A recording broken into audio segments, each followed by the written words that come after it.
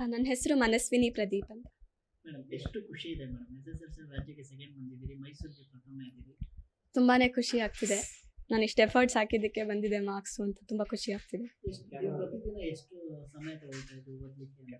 3 to 4 hours ಓದ್ತಿದ್ದೆ ಯಾವಾಗಲೂ. ತುಂಬಾ ಡೆಡಿಕೇಟೆಡ್ ಎಫರ್ಟ್ಸ್. ಸ್ಕೂಲಿಂದ ಬಂದ ತಕ್ಷಣ ಅವ್ರು ಏನೇನು ಮಾಡಿದ್ದಾರೆ, ಏನೇನು ನಾಳೆ ಟೆಸ್ಟ್ ಇದ್ದರೆ ಅದಕ್ಕೆಲ್ಲ ಓದ್ಕೊಂಡು ಹೋಗ್ತಿದ್ದೆ. 1 mark ಸೈನ್ಸಲ್ಲಿ ಹೋಯಿತು. ಅಂದರೆ ನಿಮಗೆ ಕಾನ್ಫಿಡೆನ್ಸ್ ಇದೆ, ರಿವ್ಯಾಲ್ಯೂಯೇಷನ್ ಇಲ್ಲ, ಆಬ್ಜೆಕ್ಟಿವ್ ಕ್ವೆಶನಲ್ಲಿ ಹೋಗಿದೆ. MCQ. ಹಾಂ,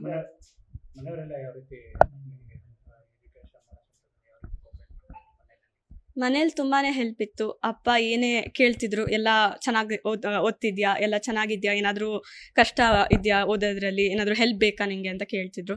ನಾನು ಇಲ್ಲ, ನಂಗೆ ಏನಾದರೂ ಹೆಲ್ಪ್ ಬೇಕಿದ್ರೆ ಕೇಳ್ತೀನಿ ಅಂತ ಹೇಳ್ತಿದ್ದೆ. ಆ ಥರ ತುಂಬಾ ಸಪೋರ್ಟ್ ಮಾಡ್ತಿದ್ರು. ಶಾಲೆಯಲ್ಲಂತೂ ತುಂಬಾ ಸಪೋರ್ಟ್ ಇತ್ತು. ಟೀಚರ್ಸ್ ಎಲ್ಲದಕ್ಕೂ ಹೆಲ್ಪ್ ಮಾಡ್ತಿದ್ರು. ಏನೇ ಕೇಳಿದ್ರು, ಒಂದು ಚಿಕ್ಕ ಡೌಟ್ ಇದ್ರೂ ಅದನ್ನು ಫುಲ್ ಎಕ್ಸ್ಪ್ಲೇನ್ ಮಾಡ್ಕೊಡ್ತಿದ್ರು. ಹೋಗ್ಬಿಟ್ಟು ಬಾ ಡೌಟ್ಸ್ ಇದ್ರೆ ಹೇಳ್ಕೊಡ್ತೀವಿ ಅಂತ ಹೇಳ್ತಿದ್ರು. ಸೊ ಆ ರೀತಿಯಲ್ಲಿ ತುಂಬಾ ಹೆಲ್ಪ್ ಮಾಡಿದ್ದಾರೆ. ಎಲ್ಲ ಟೀಚರ್ಸು ತುಂಬ ಹೆಲ್ಪ್ ಮಾಡಿದ್ದಾರೆ. ಇನ್ಸ್ಟಿಟ್ಯೂಷನ್ನೇ ಹೆಲ್ಪ್ ಮಾಡಿದೆ ಆ್ಯಕ್ಚುಲಿ. Favourite subject maths. ಹಾಂ ಹಾಂ, ಮ್ಯಾಥ್ಸ್. ನೆಕ್ಸ್ಟ್ ಡಾಕ್ಟರ್ ಆಗಬೇಕಂತ ಇದ್ದೀನಿ. ಹಾಂ, ಮಕ್ಕಳಿಗೆ ಏನು ಹೇಳಕ್ಕೆ ಇಷ್ಟ? ನಿಮ್ಮ ಸಹೋದ್ಯೋಗಿಗಳಿಗೆಲ್ಲ ಅವರು ಸಹಾಯ ಮಾಡ್ತಾರೆ, ಅವ್ರಿಗೆಲ್ಲ ಏನು ಹೇಳಕ್ಕೆ ಇಷ್ಟ? ಅವ್ರಿಗೆಲ್ಲ ಒಂದೇ ಹೇಳ್ತೀನಿ, ನೀವು ಫೋಕಸ್ಡ್ ಆಗಿರಿ. ಫೋಕಸ್ನ ಎಲ್ಲೂ ಕಳ್ಕೊಬೇಡಿ. ಒಂದು ಫೋಕಸ್ ಇಟ್ಕೊಂಡು ಹಿಂಗೆ ಮಾಡಬೇಕು ಅಂತ ಇಟ್ಕೊಂಡು ನೀವು ಓದಿ.